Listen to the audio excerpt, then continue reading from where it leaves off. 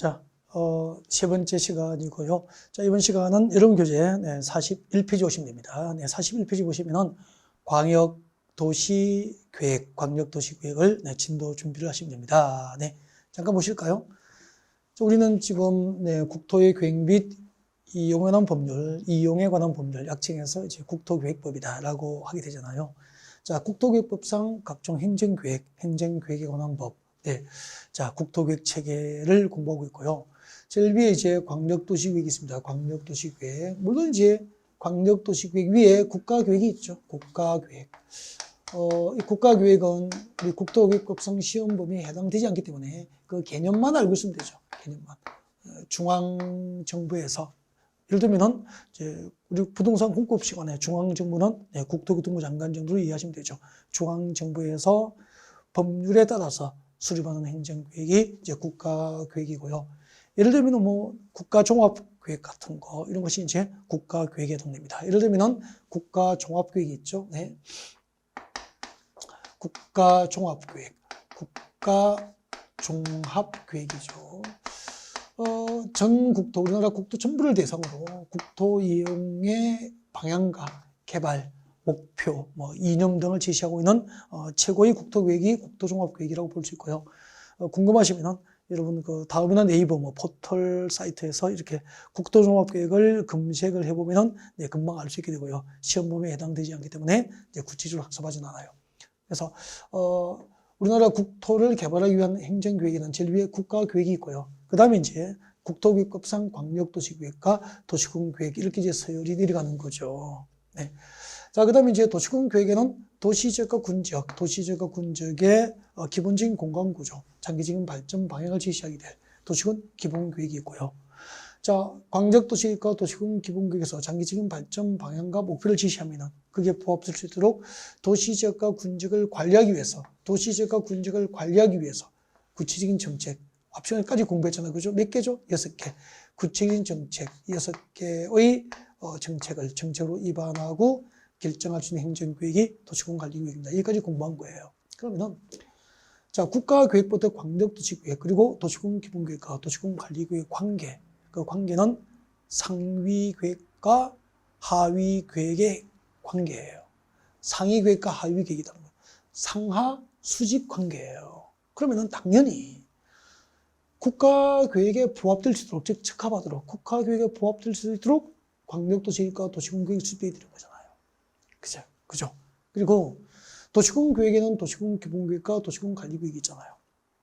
그 도시군기본계획의 지침에 맞도록 도시군관리계획으로 이 6가지 정책이 입안되고 정책으로 결정이 되어 있는 거죠. 그래서 도시군기본계획은 도시군관리계획 수립의 지침이 되는 행정계획이에요. 그리고 광역도시계획과 도시군기본계획은 상위계획과 하위계획의 관계이기 때문에 광역도시계획이 수립된 지역에서 수립하는 도시군기본계획 내용이 광역도시계획 내용과 다를 때는 상위계획인 광역도시계획이 우선화해서 법상 효력을 갖게 됩니다. 자, 이런 내용들은 이렇게 이제 행정계획 책에서 제가 설명을 하기 때문에 이런 내용들을 구체적으로 교재를 읽어드리고 하지는 않거든요.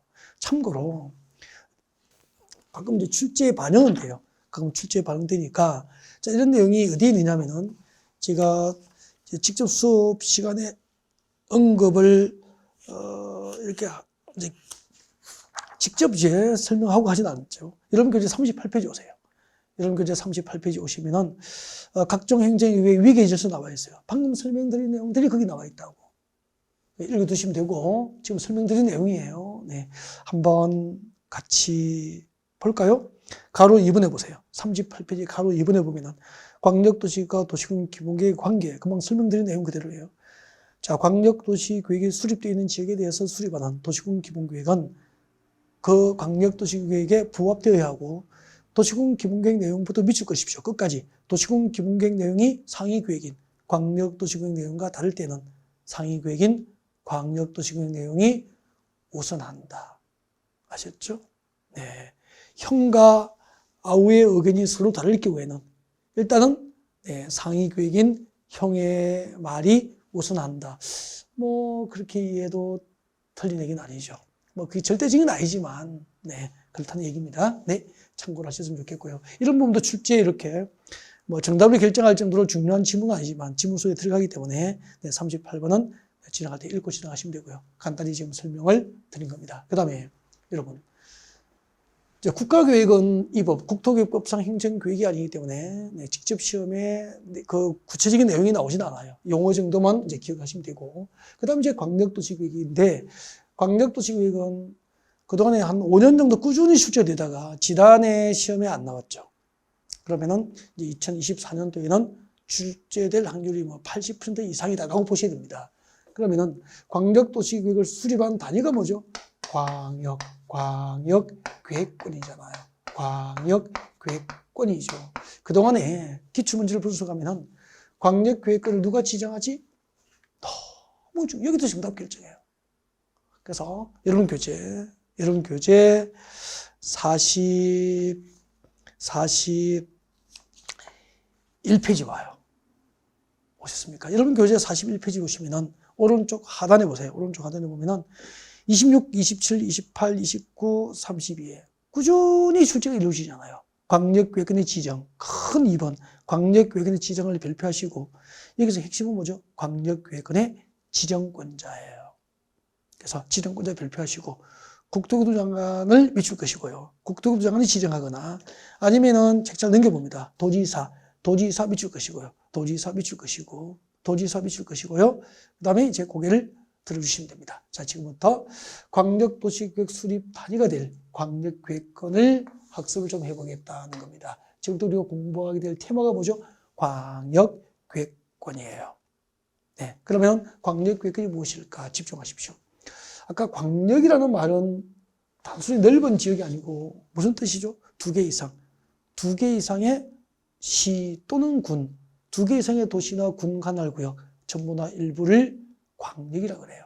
네, 2 이상이죠. 2 이상의 시, 군, 관할구역, 전부나 일부를 광역이라고 합니다. 그래서 광역계획권은 자, 여기 서울입니다. 서울 편의로 여기 파주, 경기도 파주시, 여기는 경기도 연천군이라면은 이걸 이렇게 묶어주는 거죠. 묶어주면 무엇이 되는 거죠? 광역계획권이 됩니다. 또 경기도 파주, 경기도 연천을 묶어줍니다. 경기도 연천을 묶어주죠. 이것도 무엇이 되는 거죠? 광역계획권이 되는 거죠. 그럼 시험에 무엇이 나오냐면 이 광역계획을 누가 지정하지? 지정권자 시험 나와요. 주로 광역계획의 지정권자가 대부분 정답을 결정해요. 광역계획은 누가 지정합니까? 국토교통장관 또는 도지사가 지정한다 이 말이에요. 근데 이걸 이렇게 단순하게 국토교통장관과 도지사가 지정한다라고 누가 못 외웁니까? 네. 근데 시험 나오면 왜 답이 틀릴까? 자꾸 외우고 이해하려고 하지 않기 때문에 그런 거죠. 이해하지 않고 이해되면은 이해가 몇 번만 반복되면은 외우지 않더라도 오랫동안 기억이 된다는 겁니다. 보실래요? 우리 그 입문 과정에서 제가 이런 얘기를 했을 거죠. 자, 행정조직의 체계, 행정조직의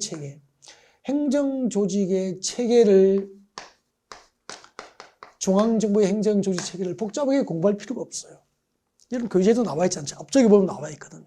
그 자체가 시험 나오지 않고 이해를 하기 위해서 필요한 최소한만 기억하시면 되죠. 저는 이렇게 하잖아. 간단하게 중앙정부 뭐 얼마나 심플합니까? 중앙정부는 어디죠? 국토교통장관이에요. 중앙행정기관의 장, 즉 중앙행정부처의 장관들이고 가장 대표적으로 누구죠? 국토교통장관, 국장이라고 할 거예요. 국장. 국토교통장관은 중앙정부의 장이 되죠. 중앙행정기관장, 중앙정부가 되잖아요. 그리고 지방자치단체는 광역자치단체가 있고 광역자치단체하고 또 지방자치단체는 기초자치단체가 있잖아요. 입문과정에서 설명드렸거든요. 광역자치단체는 시도입니다. 시도를 의미하죠. 시도지사. 그래서 시도지사는 광역자치단체장이 되는 거죠. 시도지사들. 그때 시도지사는 누구죠? 서울특별시장, 특별시, 6대 광역시, 광역시장, 광역시, 특시, 세종특별자치시, 제주특별자치도, 그리고 도. 제주도 가진 도는 여기에 해당된다고. 이 5개를 시도라고 하고, 이 5개의 시장, 즉 서울특별시장, 광역시장, 세종특별자치시장, 제주특별자치도지사, 도지사를 시도지사로 하는 거죠. 그 다음에 기초자치단체는 시장, 군수, 구청장이죠. 시장, 군수, 구청장은 기초자치단체장. 그래서 기초자치단체, 시, 군은 기초자치단체이고, 이때 구청장은 자치고, 즉 특별시, 광역시에 있는 구의 구청장이죠. 근데 이제 특별시, 광역시가 아닌 인구 50만 이상이 되는 그 대규모 도시, 대도시도 구가 있거든요. 분당하고, 그죠? 뭐, 경기도 안산시, 그죠? 이런 곳은 인구가 이제, 마산, 창원, 진해를 통합해서 창원 특례시잖아요. 특례시. 이런 곳은 이제 인구가 100만 이상이기 때문에 구를 두고 있다고. 구를 두고 있지만 이곳에 있는 구청장들은 그 특별시, 광역시가 아닌 이제 인구 50만 이상이 되는 대규모 도시의 구청장들은 행정구청장이에요. 그래서 지방자치단체로 법상 인정되지 않고 선거를 뽑지도 않고, 네, 관할 도지사나 관할 시장이 임명한다고. 오케이. 자, 됐습니다. 그러면은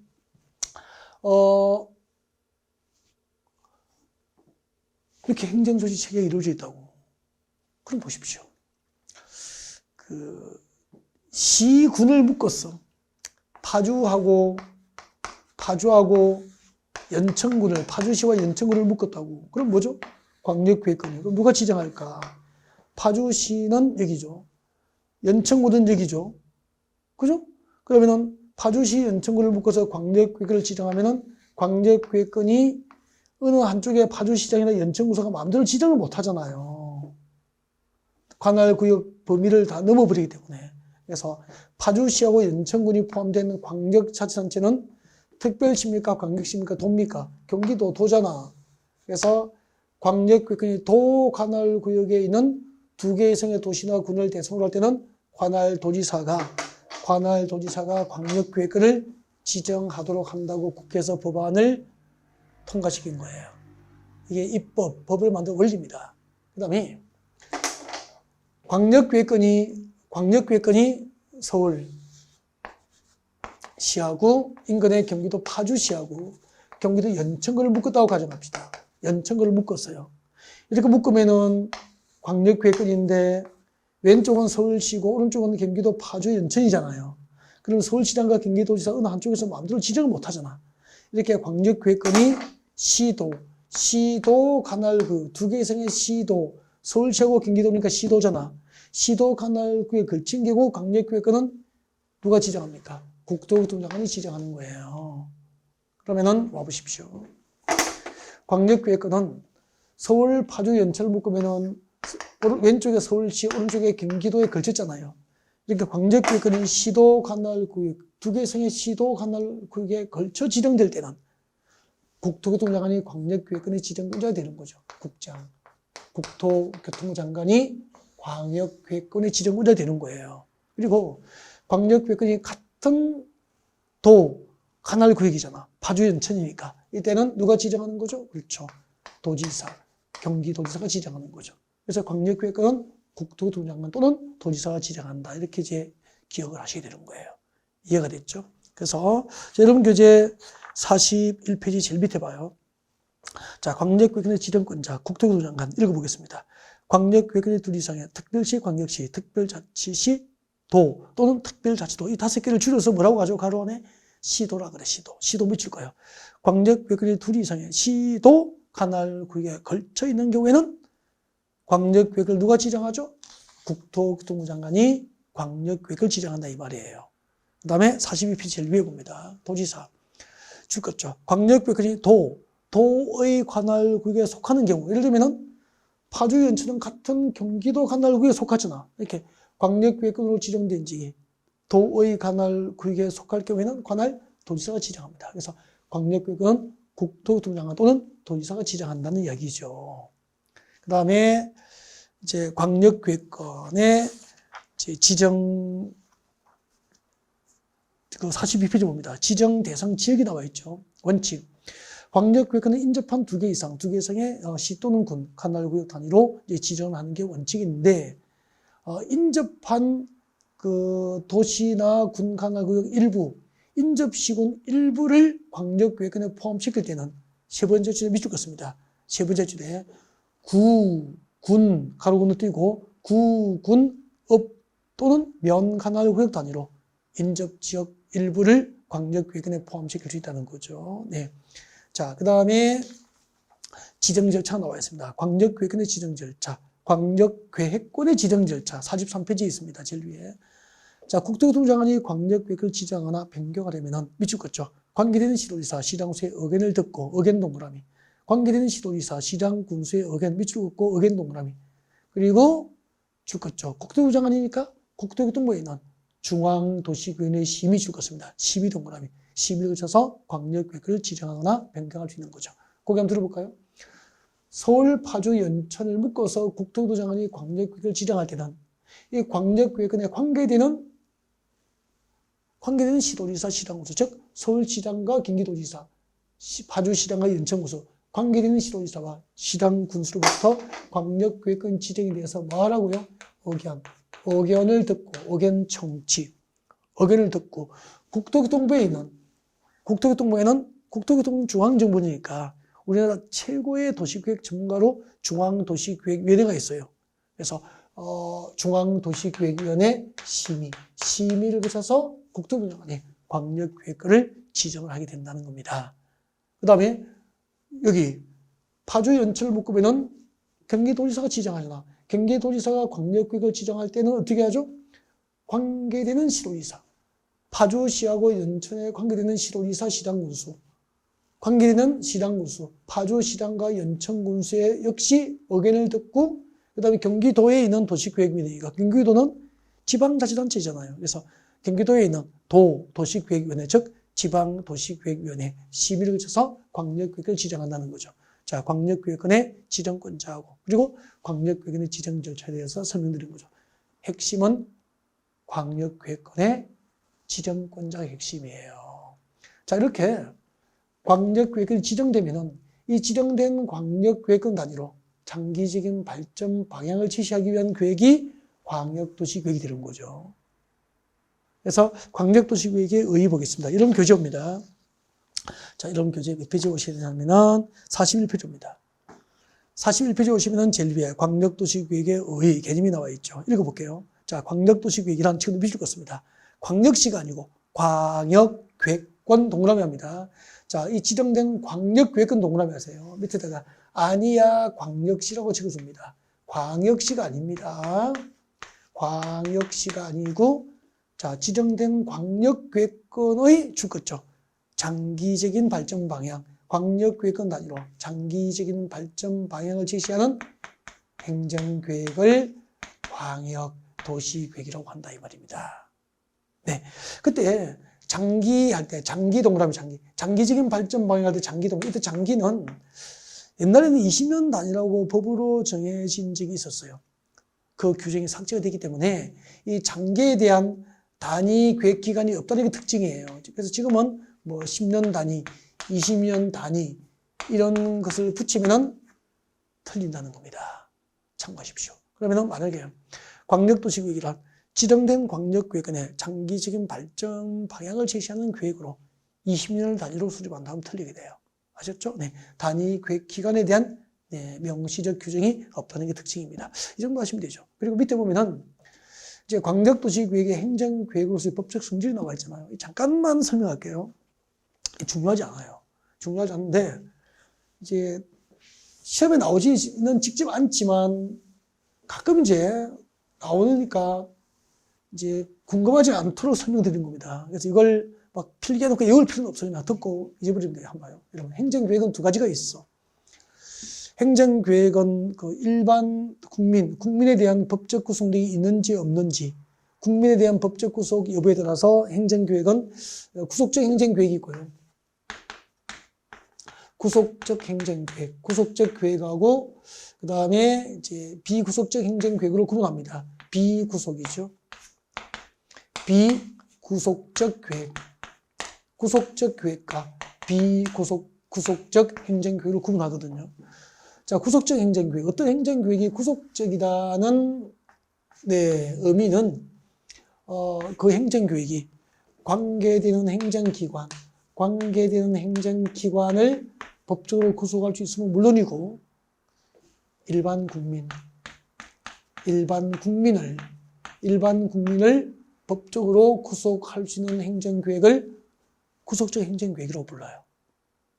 그 다음에 비구속적 행정계획이란 어떤 행정계획이 관계되는 행정기관을 구속하지만 행정기관을 법적으로 구속할 수 있지만 일반 국민을 구속하는 법적 수능이 없으면은 비구속적 행정계획으로 하는 거죠. 그러니까 봐요. 잘 보시면은 어떤 행정계획이 구속적 행정계획이든 비구속적 행정계획이든 전부 행정기관, 관계행정기관을 법적으로 구속할 수 있다는 점에서는 똑같잖아. 그죠? 근데 일반 국민을 법적으로 구속할 수 있으면은 구속적 행정계획, 일반 국민을 법적으로 구속할 수 없는 것은 비구속적 행정계획이라고 하는 거죠. 그러면은 예를 들면은 아까 우리가 공부했던 거 도시군 관리계획, 도시군 관리계획으로 무엇을 지정하죠? 용도지역, 용도지구, 용도구역을 지정하고 변경 결정하는 행정계획이 도시군 관리계획이잖아요. 그럼 만약에 도시군 관리계획으로 보십시오. 도시군 관리계획으로 아까 서울은 주거지역, 상업지역, 공업지역, 녹지지역으로 용도지역이 지정되잖아요. 그러면 서울시 주거지역에 땅을 가지고 있는 국민은 주거지역에서는 그 지정 목적에 맞도록 단독주택이나 공동주택 위주로 개발을 해야 되는 거야. 즉 단독주택이나 아파트 위주로 건축을 해야 된다 이 말이야. 근데 이 주거지역에 땅 가지고 있는 사람이 공장을 짓거나 주거지역에다 공장을 짓거나 축사를 지으면은 규제를 받는 거죠. 주거지역에서는 공장을 못 짓도록 축사를 지을 수 없도록 규제를 하는 거야. 그게 법적 구속을 받는 거잖아요. 그래서 용도지역, 용도지구, 용도구역을 지정하고 변경을 결정할 수 있는 도시군 관리계획은 그 도시군 관리계획으로 용도지역이 지정되면 그 용도지역별 토지 소유자들은 그 용도에 맞지 않은 개발 행위를 못하도록 법적 구속을 받기 때문에 도시군 관리계획은 일반 국민을 법적으로 구속하는 구속적 행정계획이라고 성질을 말하는 거예요. 근데 예를 들면은 지금 우리가 공부하는 광역도시계획은 광역계획권 단위의 장기적인 발전 방향과 목표만 제시하는 거야.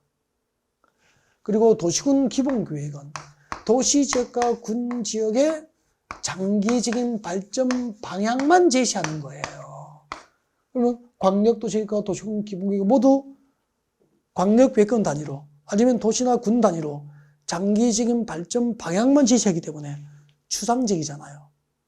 그죠? 그래서 구체적인 도시군 관리계획과 달리 일반 국민을 법적으로 구속하지 않는 거죠. 그러니까 여러분이 땅 가지고 있는 지역에 광역도시계획과 도시군 기본계획이 수립되어 있더라도 그 내용에 어긋난다고 해서 그 내용에 어긋나는 개발 행위를 못하도록 구체적으로 여러분의 재산권 행사를 법적으로 구속하지 않는다 이 말이야. 그래서 일반 국민에 대한 법적 구속력이 없으니까 광역도시계획과 도시군 기본계획의 법적 성질을 비구속적 행정계획으로 부르는 거죠. 그런데 시험에 안 나와요. 이건 행정법에서 논하는 건데 참고로만 들어두는 거죠. 이렇게. 그래서 참고로도 알고는 있어야 되니까 설명은 잠깐 드리는데 이런 것을 필기해 놓고 암기를 하면 시험은 안 된다 이 말이에요. 왜요? 시험에 안 나오니까. 아까 광역계획을 누가 지정하냐 시험에 나온다고 제가 가르쳐 드렸잖아. 그러니까 나오는 것과 나오지 않는 것을 구분해서 나올 것 위주로 준비하셔야 되는 거죠. 그러면은 전부를 공부하면서 생고생할 필요 없이 가장 효율적인 방법으로 학습이 이루어지잖아요. 네.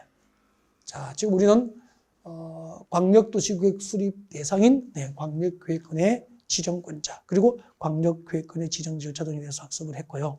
그 다음에 이제 광역도시계획이 무엇인지 그 의의를 설명한 거죠. 광역도시계획이란 지정된 광역계획원의 장기적인 발전 방향을 제시하는 계획으로서 그 법적 성질은 일반 국민을 구속하는 법적 순위가 없기 때문에 구속입니까? 비구속입니까? 비구속적 행정계획이다. 그래서 41페이지 광역도시계획의 법적 성격에서 밑줄 긋죠.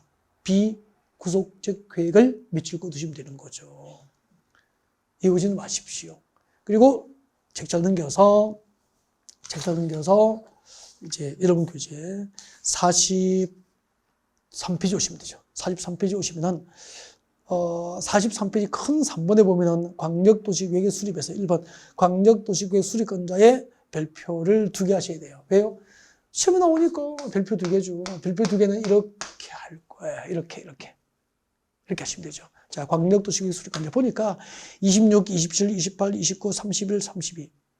딱, 그죠? 계속 출제가 되고 있잖아. 광역도시계획 수립권자 상당히 복잡해요. 그래서 43페이지 가로 1번하고 가로 2번 책자를 넘기면은 예외까지 상당히 복잡하잖아요. 그 복잡한 것을 한나절 내에 공부하면은 안 되죠.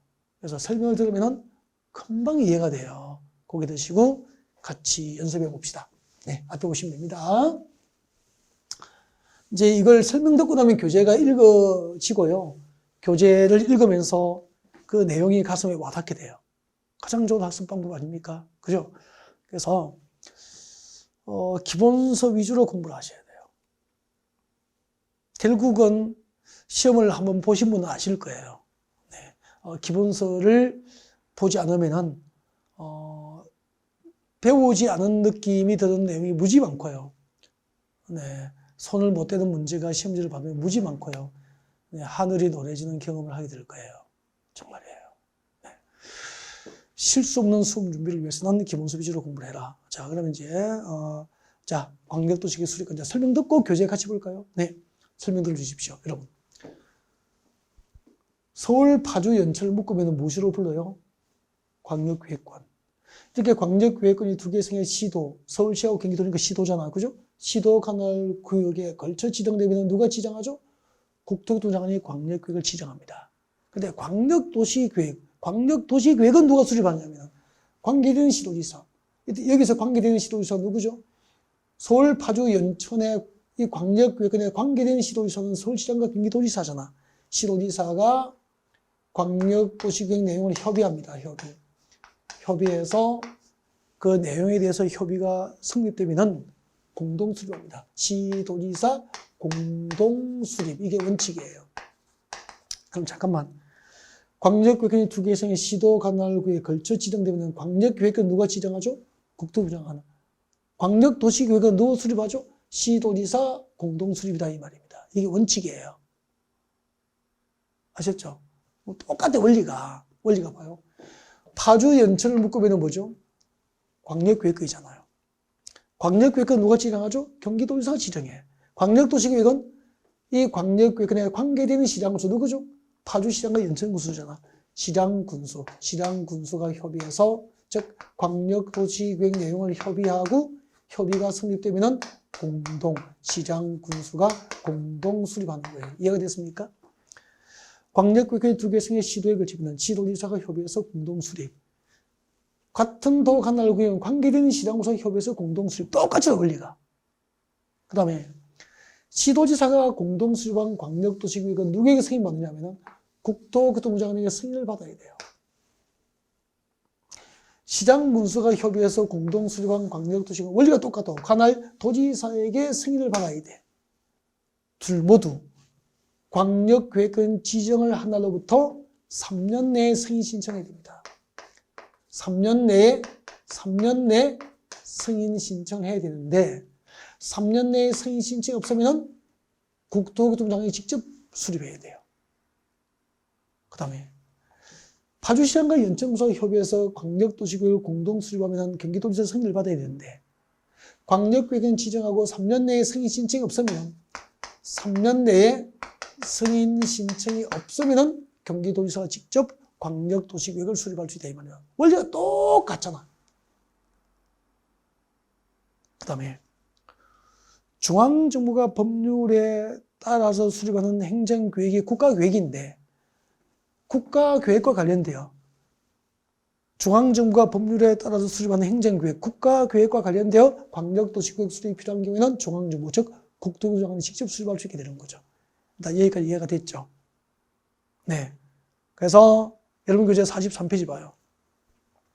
43페이지 광역도시계획 수립권자 가로 1번에 봅니다. 원칙 봐요. 원칙에 광역계획권이 둘 이상의 시도 줄 거예요. 두 개 이상의 시도니까 이거 생각해야 되죠. 서울, 파주, 연천을 묶어서 광역구역이 지정되다 이 말이야. 자, 이렇게 광역구역이 두 개 이상의 시도 관할구에 걸쳐 있을 경우에는 줄 거죠. 누가?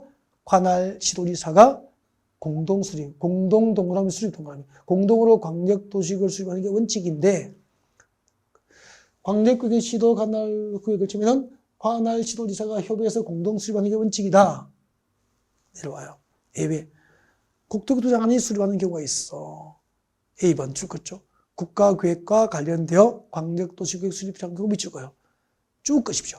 국가계획과 관련되어 광역도시계획 수립이 필요한 경우에는 예외적으로 국토교토 장관이 직접 광역도시계획 수립할 수 있고요. 그 다음에 B번 밑줄 껐죠. 광역계획을 지정한 날로부터 몇 년? 3년이 지날 때까지 시도지사로부터 광역도시계획 승인이 없을 경우에도 국토교토 장관이 직접 광역도시계획을 수립한다 이 말입니다. 내려오십시오.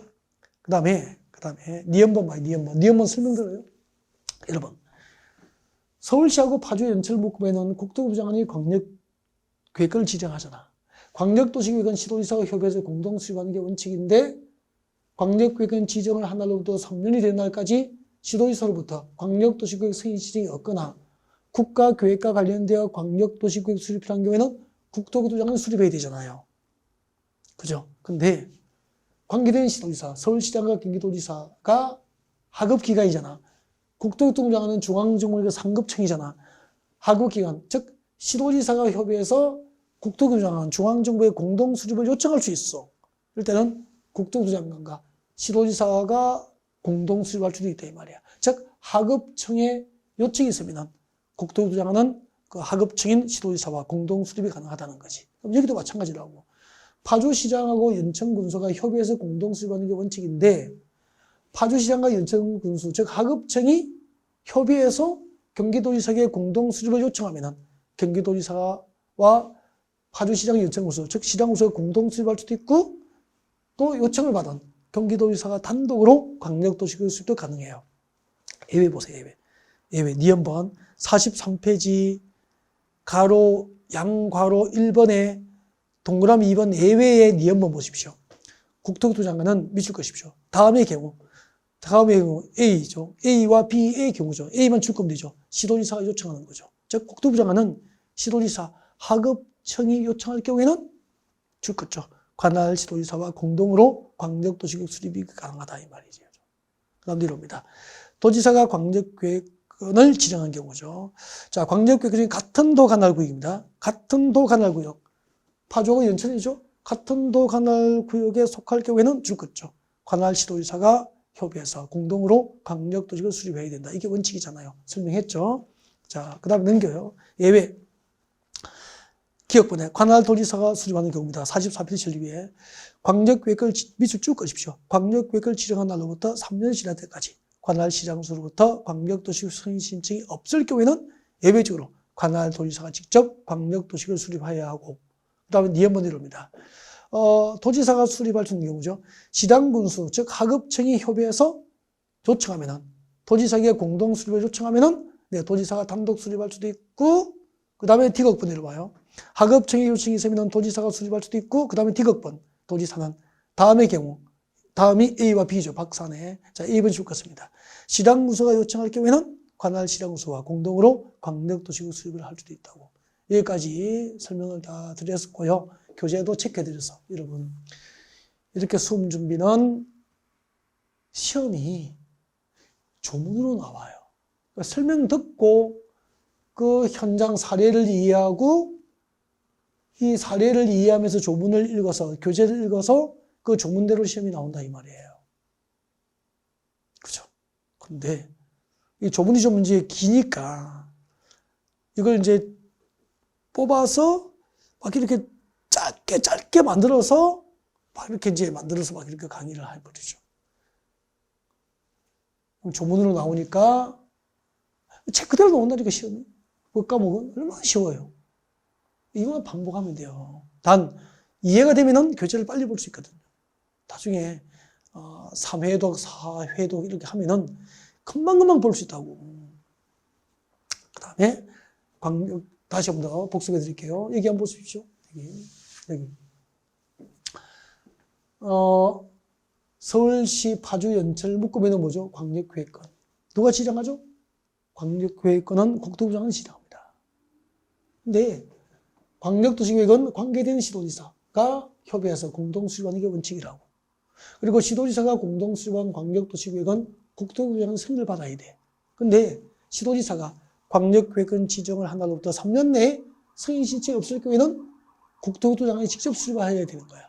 그 다음에 국가계획과 관련되어 광역도시계획 수립이 필요하거나 시도지사로부터 광역도시계획 승인 신청이 3년 내에 승인 신청이 없을 경우에는 국토부 장관이 직접 광역도시계획 수립을 해야 한다 이 말이야. 그 다음에 하급청, 시도지사의 요청이 있을 때는 국토부 장관과 시도지사가 공동 수립할 수도 있다. 그렇게 된다고. 이해가 되죠? 그 다음 여기 파주 연천을 묶으면 뭐죠? 광역계획권. 누가 지정하죠? 경기도지사. 그 다음에 이때 광역도시계획은 파주시장과 연천구소, 즉 관할시장구소가 협의해서 공동 수립하는 게 원칙이라고. 근데 관할시장구소가 광역계획권 지정이 있은 날로부터 3년 내에 승인 신청이 없을 경우에는 경기도지사가 단독으로 광역도시계획을 수립해야 되는 거야. 그 다음에 하급청, 파주시장과 연천구소의 요청이 있을 경우에는 도지사가 단독 수립할 수도 있고 또 관계된 시장구소, 즉 파주시장과 연천구소가 협의해서 공동 수립을 요청할 경우에는 경기도지사와 요청한 하급청, 즉 파주시장과 연천구소가 공동 수립할 수도 있다. 여기까지 이해가 됐습니까? 자, 그 다음에 보세요. 서울시장과 경기도지사가 광역도시계획 공동 수립하기 위해서 협의를 했어. 협의가 이루어지면 시도지사가 공동 수립할 수 있는데 협의를 했는데 협의가 성립되지 않은 거예요. 그때는 광역도시계획 내용, 즉 서울시장과 경기도지사 우리가 이 지역에 대한 광역도시계획 내용을 협의했는데 협의가 안 됐어.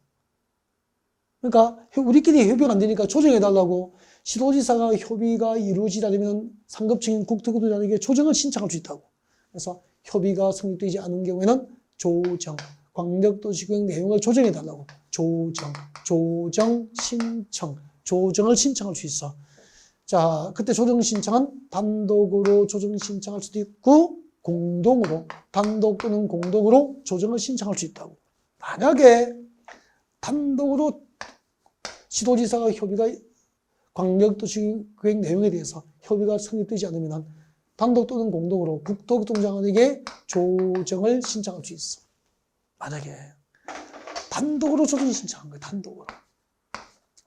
그러면은 서울시장과 경기도지사가 협의했는데 협의가 안 되니까 어느 한쪽에서 일방적으로 단독으로 조정을 신청했다고.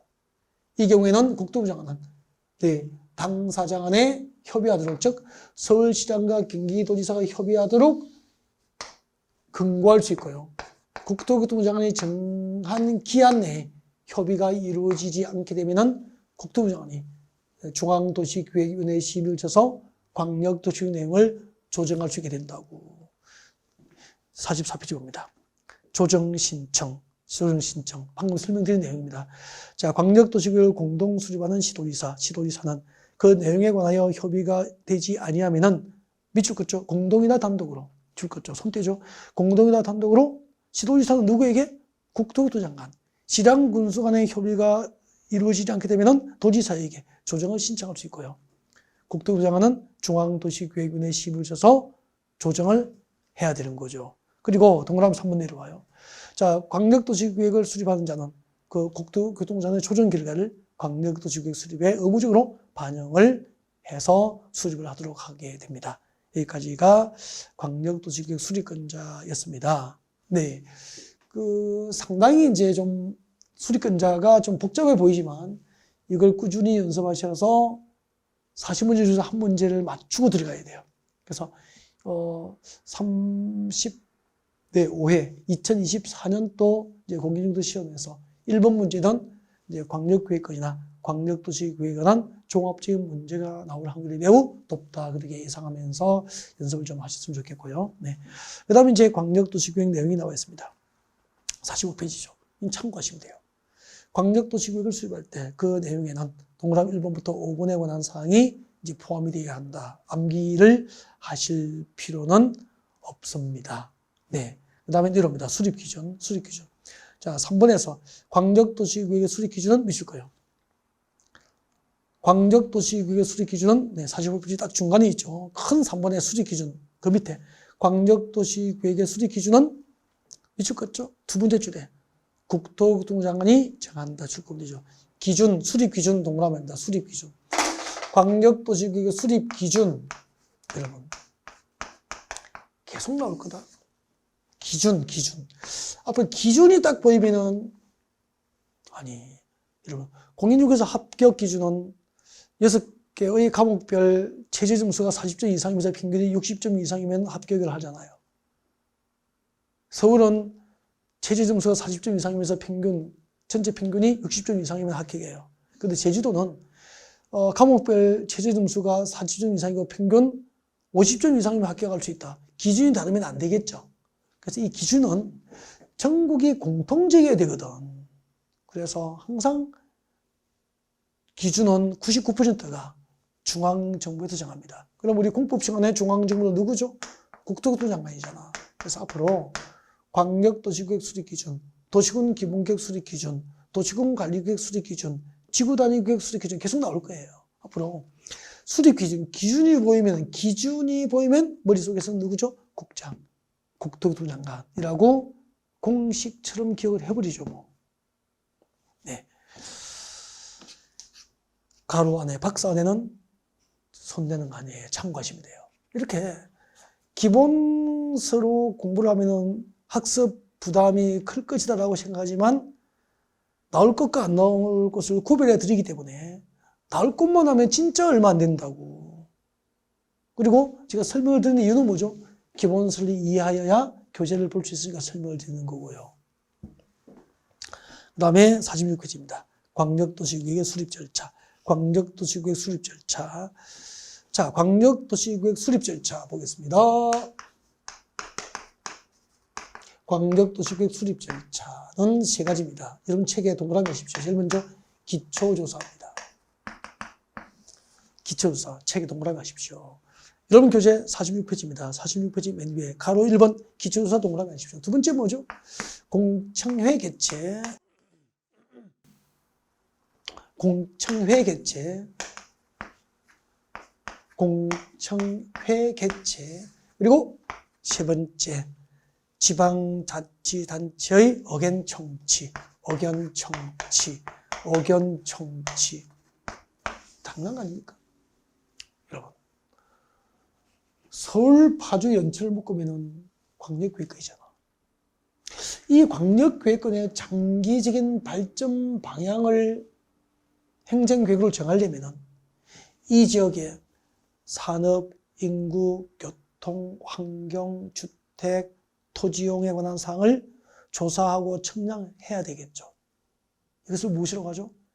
기초조사라고 합니다. 기초조사. 그래서 46페이지 제일 위에 기초조사에서 세 번째 줄 끝에 보십시오. 줄 거죠. 조사하거나 측량하여야 한다. 앞으로 광역도시계획 수립할 때는 제일 먼저 그 지정된 광역계획권 안에 현재의 인구, 교통, 산업, 토지용, 주택, 환경에 관한 사항을 미리 조사, 측량해야 한다. 그래서 기초조사라고 하는 거예요. 기초조사, 조사, 측량하여야 한다. 조사, 측량하여야 한다. 그래서 광역도시계획 수립할 때 기초조사는 조사, 측량하여야 한다니까 임의 규정입니까? 의무사항입니까? 의무사항이다. 딱 적어놓으면 되죠. 조사, 측량하여야 한다. 그게 할 수 있다 하면 틀려버리는 거잖아. 시험 문제가. 그 다음에 의무사항이다. 그 다음에 그럼 기초조사를 해서 산업에 관한 것, 인구에 관한 것, 교통에 관한 것, 환경에 관한 것, 교육에 관한 것, 토지 이용에 관한 것, 주택에 관한 것 다 조사했잖아. 수많은 인력과 재원을 투입해서 조사 측량을 했단 말이야. 그렇게 얻어진 자료는 그 정보 체계를 구축해서 운영하고 관리해야 되겠죠.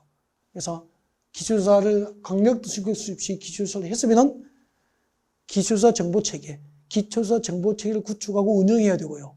5년마다 변동사항을 확인해야 됩니다. 이게 시험에도 나와요. 그래서 거기 46페이지 가로 1번 기초조사에서 5번째 줄 내려오십시오. 5번째 줄 읽어볼게요. 국토교토 장관 시도지사 시당구수가 지금도 밑줄 거예요. 밑줄 것이십시오. 제가 밑줄 거 들으면 그 부분을 읽으면 시험 된다는 겁니다. 줄 것이십시오. 기초조사를 실시한 경우에는 해당 정보를 체계적으로 관리하고 효율적으로 활용하기 위해서 기초조사 정보 체계를 구축 운영해야 한다. 그리고 줄 것이십시오. 기초조사 정보 체계를 구축한 경우에는 등록된 정보 현황을 5년마다 동그라미 5년마다 확인하고 변동사항을 반영해야 한다. 광역도시구역 수립할 때 기초조사는 의무사항이고 기초조사 정보 체계를 구축 운영해야 되고 변동사항은 5년마다 확인해서 결과를 반영하라. 기억하시면 수험 준비가 너무 완벽해지. 이제 이렇게 수험 준비를 하고 이것을 반복하면 자격증이 우리 앞에 나타나는 거예요. 네. 공청회 개최부터 휴식 후에 진행을 계속하겠습니다.